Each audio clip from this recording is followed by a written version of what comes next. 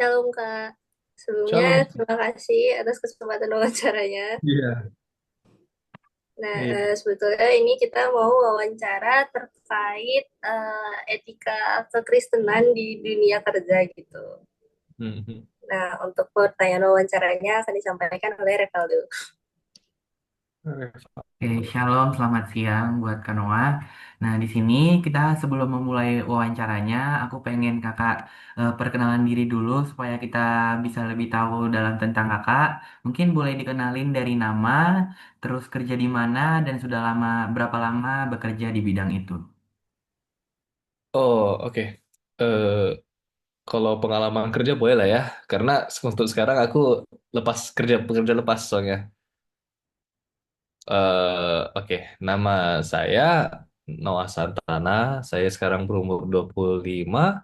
Pengalaman kerja saya ada 2 sampai 3 tahun sebagai entertainment manager dan sekarang saya sebagai pekerja lepas dalam industri musik. Oke, terima kasih buat perkenalannya. Yang selanjutnya mungkin aku bakal mulai dari pertanyaan yang pertama. Sebelum memulai menjalani aktivitas kerja kakak setiap hari, apakah kakak punya kebiasaan rohani tertentu, kayak doa pagi, saat teduh, atau hal lain yang membantu menyiapkan hati buat menjalani hari? Mungkin boleh dijawab. Mhm. Oke, kalau kebiasaan aku ya tiap pagi sebelum berangkat kerja itu pasti doa. Kalau dari dulu itu mau kerja lepas mau sebagai pekerja pegawai kantoran, aku di mobil pasti berdoa dulu sebelum berangkat. Itu. Oke, terima kasih buat jawabannya. Kita lanjut ke pertanyaan yang kedua. Dunia sering banget mengukur kesuksesan dari jabatan atau materi. Sebagai seorang profesional Kristen, apakah kakak punya definisi sukses yang beda dari standar dunia? Sebenarnya ini pertanyaan agak tricky, tapi kalau jawaban aku sih eh, sebenarnya mau bilang sama enggak, mau bilang iya juga enggak, mau bilang enggak sama juga iya. Karena kalau standar aku sukses itu adalah eh ya pasti bisa thriving, bisa apa bertahan hidup lah istilahnya kan kita kan kerja buat eh, buat nafkah ya, mencari nafkah ya untuk membiayai segala kebutuhan kita. Nah, sekarang ini kebetulan aku tinggal bersama orang tua, mungkin aku bisa bantu orang tua dengan nafkah itu. Tapi kalau menurut aku sukses itu eh, dari pacar dengan pandang kekristenan itu tuh aku bisa memberkati orang dengan apa yang aku kerjakan. Selain dari bentuk material ya, ada bentuk imaterial juga seperti eh, mungkin waktu aku kerja sebagai pegawai kantoran itu ya bisa contohnya nih membuka lapangan kerja bagi orang atau membuat apa membuat sebuah campaign atau membuat sebuah eh, hal pekerjaan yang membuat yang lainnya juga bisa senang atau membuat apa tuh positive work environment ya buat orang lain gitu kayak ya membuat spirit mereka semangat aja sih gitu kayak spread the good vibes gitu itu juga sukses bagi aku kalau sekarang sebagai pekerja lepas ya eh, basically membuat lapangan kerja bagi orang aja sih itu biar orang-orang kan bisa terberkati dan mereka bisa memberkati yang lain dan melihat itu Pak sukses secara kekristenan sih gitu. Oke, terima kasih buat jawabannya untuk Anoa.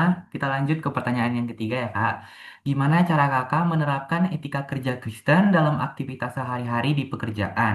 Hal kecil apa yang biasanya Kakak lakukan yang bikin cara kerja Kakak beda dari orang kebanyakan? Terima kasih. Oh, itu tricky juga.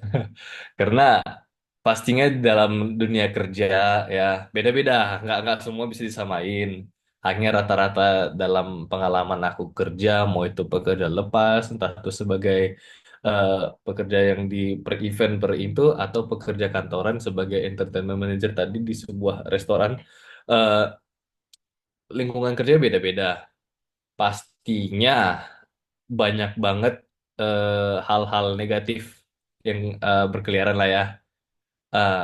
Oke, cara aku tuh pasti kalau ngomongnya tuh conscience ya, kata hati ya. Dan aku yakin kata hati aku tuh berasal dari yang maha kuasa yaitu Tuhan, ya kan? Pasti dong. Eh, jadi kalau ada apa-apa gitu, ada contoh nih, ada drama kecil nih, ada gosip seputar kantor gitu kan, atau gosip seputaran pekerja sama pekerja lainnya gitu kan, eh, satu divisi ke divisi lain. Ah, tuh aku dalam hati itu pasti ngomong tuh, duh, ngomong apa nih? Aduh, nggak usah lah Noah, nggak usah dengerin. Untuk apa sih gitu? Ataupun kalaupun kedengaran, udahlah Noah, nggak usah ikut campur. Buat apa sih? Apa sih?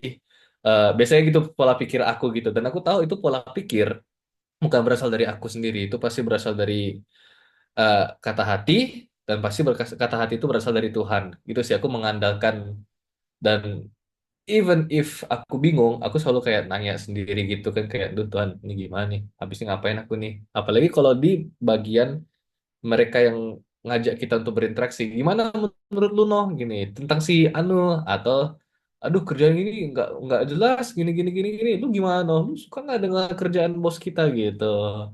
Kayak gitu pasti aku tanya sendiri sih, dan itu yang membuat aku eh ya mau bilang perfect sih enggak, pasti tapi pastinya aku pakai itu, mengandalkan itu untuk melanjutkan pekerjaan dan mengerjakan pekerjaan aku. Oke, terima kasih buat jawabannya, Kak. Yang selanjutnya kita ke pertanyaan yang keempat. Nilai-nilai iman apa yang paling ngaruh ke gaya bekerja atau gaya kepemimpinan Kakak saat ini? Misalnya nih, kejujuran, kerendahan hati, sikap melayani, atau ada nilai yang lainnya. Loh, aku pakai yang ini ya, yang baru dicontohin aja ya. Kejujuran dan kerendahan hati itu sangat sangat sangat diperlukan ya. Nah, seperti tadi kan kejujuran itu kan kayak kita dengar dari orang ngomongin dari belakang gitu. Kita apa? Sorry, eh, kayak ya kita ngomong apa adanya tapi as long as it's still professional ya, bukan kayak "Terus pakai perasaan gitu ngomongnya gitu. Oke, jujur, betul jujur. Tapi jangan pakai perasaan kayak enggak tuh mukanya jelek gitu kan. Subjektif nggak boleh gitu dong. Ya, tapi kayak kejujuran enggak Pak, menurut saya gini gini gini Pak, pekerjaan apa tuh cara kerjanya gini gini gini kayak kurang deh Pak. Itu boleh gitu. Itu sangat sangat sangat sejauh ini ya, yang aku alami sih bagus, positif. Itu sangat dibutuhkan mau kerja dimanapun, kejujuran tuh sangat sangat dipakai, dan rendah hati pastinya. Meskipun kita mungkin ada beberapa case, kita tahu, kita mengerti lebih dari, bahkan bisa jadi lebih, maaf kata, lebih dari seseorang yang pekerjakan kita atau seseorang atasan kita gitu. Eh, tapi kita tetap rendah hati, bukan kayak ini gue lebih tahu nih daripada lo gitu kan. Jadi gue seenaknya gue gitu. Enggak. Justru kita di situ dan ditambah dengan kejujuran tadi kita kayak eh, istilahnya bisa memberi ide atau berkolaborasi sama entah itu atasan, entah itu eh, yang employer kita ataupun sesama rekan kerja kita sih. Oke, terima kasih buat jawabannya. Yang selanjutnya, pernah nggak kakak menghadapi dilema etika yang susah di tempat kerja? Kalau pernah, gimana kakak memutuskan langkah yang paling tepat sebagai seorang Kristen? Iya itu dia tadi ke pertanyaan yang sebelum, yang dua pertanyaan sebelum ini.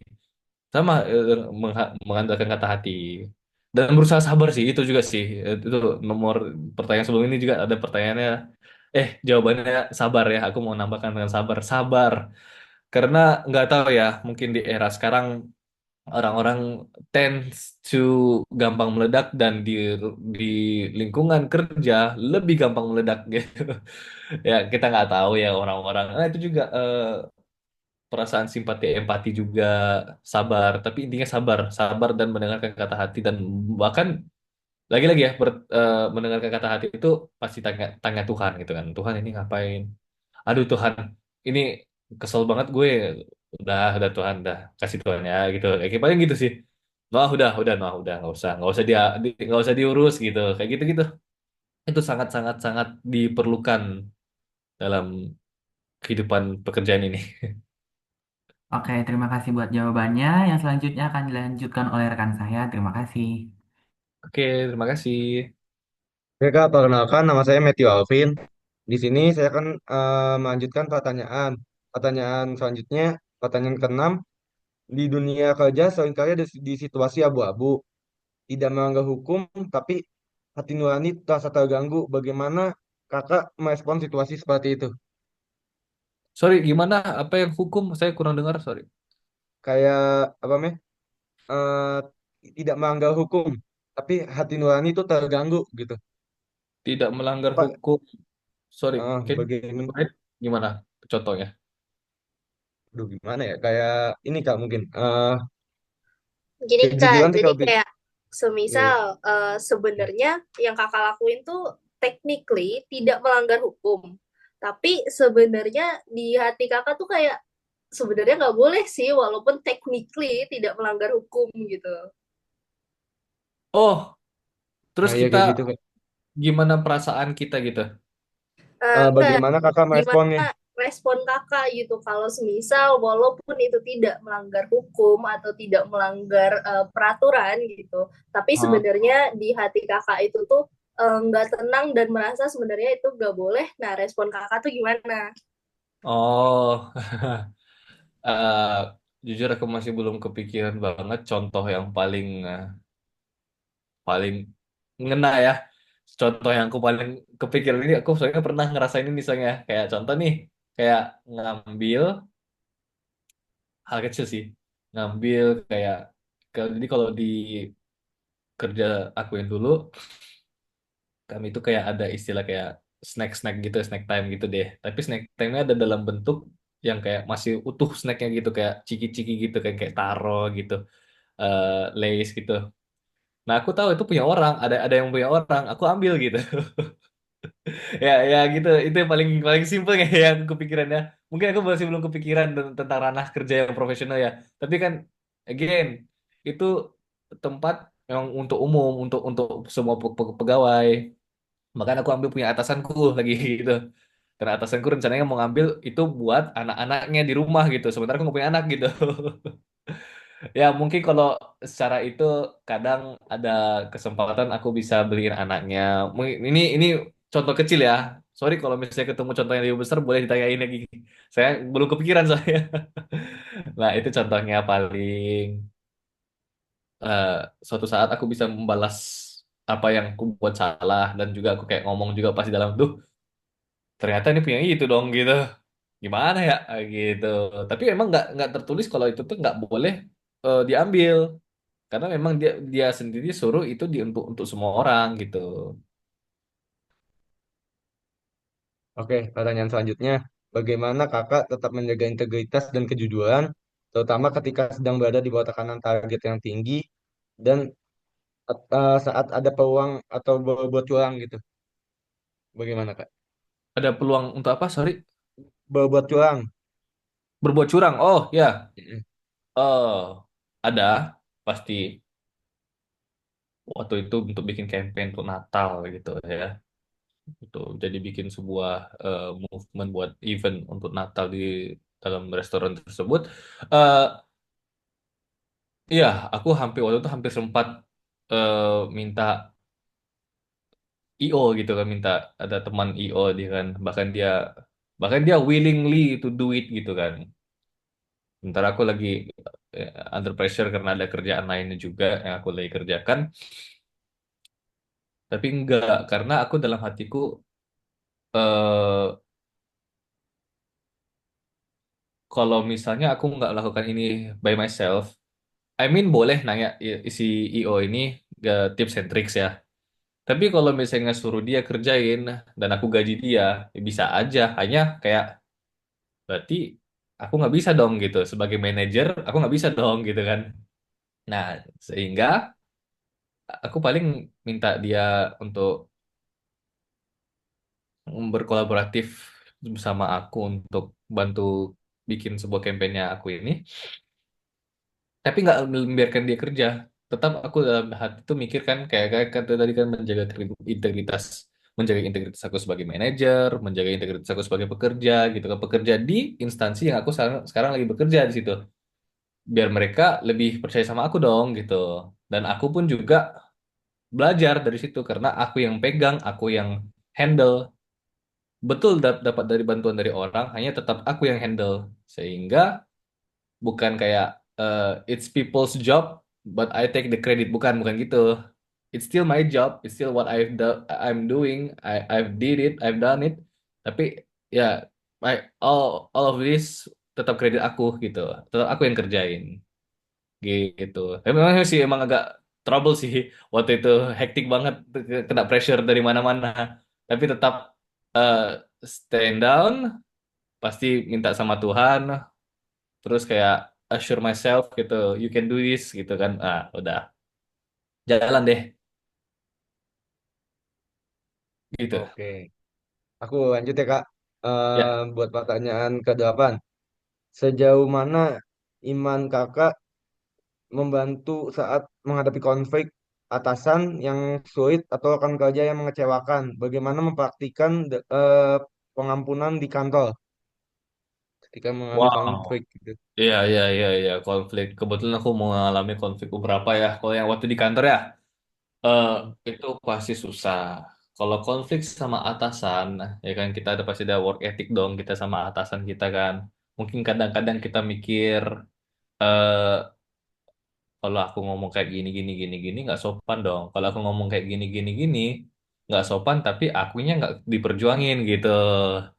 Ya mungkin kalau misalnya mau kayak meeting gitu one on one dengan atasan, kalau dikasih kesempatan untuk seperti itu, eh kalau mungkin ini kalau hal yang ini dulu ya, unprofessional dulu ya, yang nggak profesional dulu ya, kayak mungkin kayak mungkin ngomongnya ada nyeletuk atau ngomongnya ada kayak mengandung unsur eh, hinaan gitu ya. Kalau Sarah kejauhan sih sejauh ini, ya puji Tuhan belum kena gitu. Eh, eh, yang gitu deh ngomongnya, mungkin kata-kata yang kurang berkenan di hati. Kalau itu jujur, istilahnya tough it out with love gitu istilahnya ya.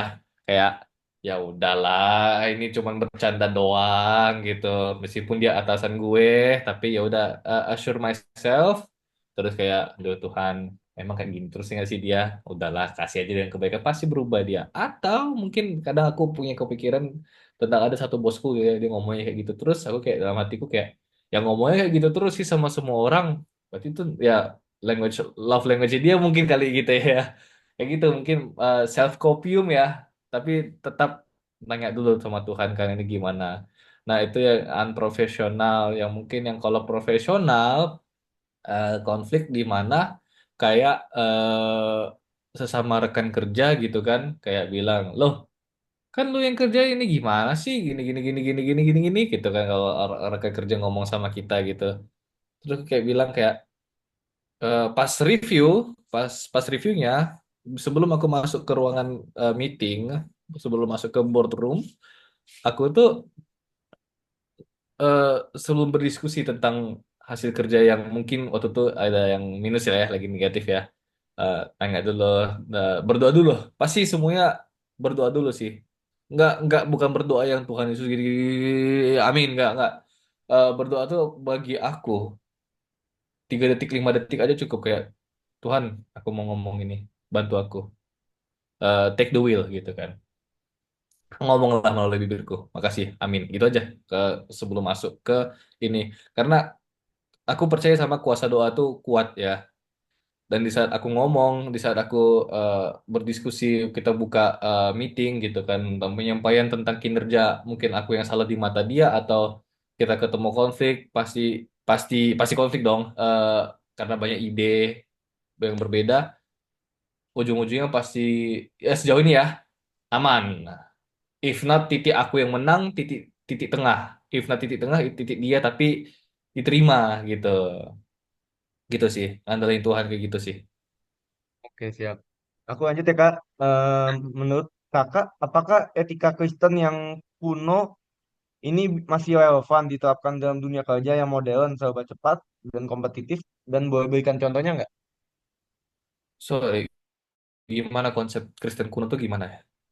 Maksudnya kan Konsep, ketika kekristenan tuh banyak dianggap kuno gitu loh Kak, kayak semuanya harus jujur, semuanya harus eh apa ya, istilahnya kalau di dunia kerja yang modern sekarang kan yang penting cepet, yang penting berhasil gitu. Oh, I see, I see, I understand, I understand. Um, Sebenarnya relatif. Sama tentang dunia kekristenan juga dan dunia sekarang kekristenan dengan preachers-nya dan scriptures ini berkembang sih. Kalau berlaku tetap berlaku pasti. Karena mungkin namanya Kristen kuno itu tuh base-nya gitu. Itu tetap berlaku jujur gini-gini gitu. Tapi dengan apa yang kubicarakan tadi mungkin jujur jujur tapi kita atur waktunya gimana ngomongnya sama orangnya. Jujur jujur tapi kita peletakannya tepat gitu kan. Kalau peletakan tepat tuh kan kalau mau cocokologi banget sama kekristenan kan gitu. Kan ada tuh ayatnya dibilang kita harus bijak eh, cerdik seperti ular tapi tulus seperti merpati kan tuh cerdik seperti ular gimana ngomongnya kan. Eh, Jelek banget istilahnya. Jadi ya jujur oke jujur. Tapi kita tuh harus juga tetap cerdik juga. Cerdik itu gimana? Dunia sekarang beda dengan dunia dulu. Tapi tetap eh, konsepnya itu sama. Konteksnya itu pasti sama. Pasti tentang ini. Pasti tentang untuk menghadapi ini. Tapi dengan kejujuran dan kita sebagai anak-anak Tuhan gimana eh, delivernya itu gimana. Kalau dulu mungkin dulu banget ya. Pasti ya harus jujur gitu aja mentah flat out jujur tapi kalau sekarang mungkin yang aku alami kayak seperti tadi tuh jujur tapi penempatannya di mana ini gitu atau kayak pengen cepat selesai tadi kan pengen eh, bayar orang untuk mengerjakan pekerjaan aku atau mungkin istilahnya ya jelek katanya sorry itu saya nipu-nipu bagian ini atau nggak ngasih tahu detail-detail seperti ini gitu kan tapi at the end perlahan-lahan ngasih tahu kayak gini gini gini gini itu berkembang ada adaptasi tetap kita harus jujur ya gitu ya jujur tuh emang harus atau mungkin ada beberapa eh, konteks keimanan yang lainnya selain jujur kan ada apa tadi sabar murah hati rendah hati gitu kan kasih ke konteks kasih ya konteks konsep kasih Eh, tetap harus adaptif kita harus sesuaikan diri dengan zaman.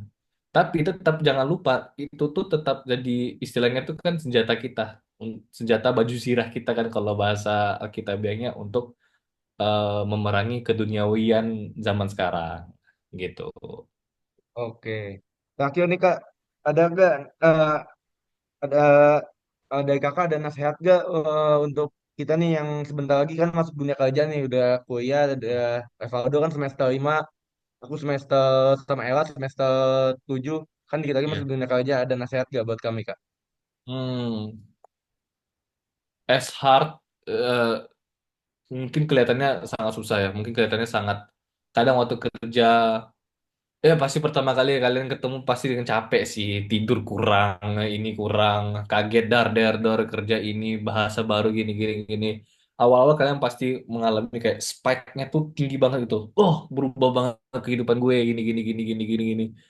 Terus habis itu kalian sudah mulai membiasakan diri, terus nanti ada sebuah campaign atau tiba ada sebuah movement, tiba-tiba nge-spike lagi kalian stres lagi sambil belajar gini gini. Sama sebenarnya kayak kuliah as far apa tuh as much as seasons may change gitu kan mau kalian lagi sibuknya mau kalian lagi ini andalkan Tuhan sih hal hal itu yang aku bahkan waktu aku kerja aku akui aku kerja aku merasakan aku agak jauh dari Tuhan gitu Eh, aku alami bahkan sorry tuh saya nih jujur nih aku ngalamin doa pagi sebelum aku berangkat di mobil itu tuh ya selewatnya aja lah istilahnya ngelaporin lah gitu kan ngomongnya lapor ini dah dan gitu selesai kan.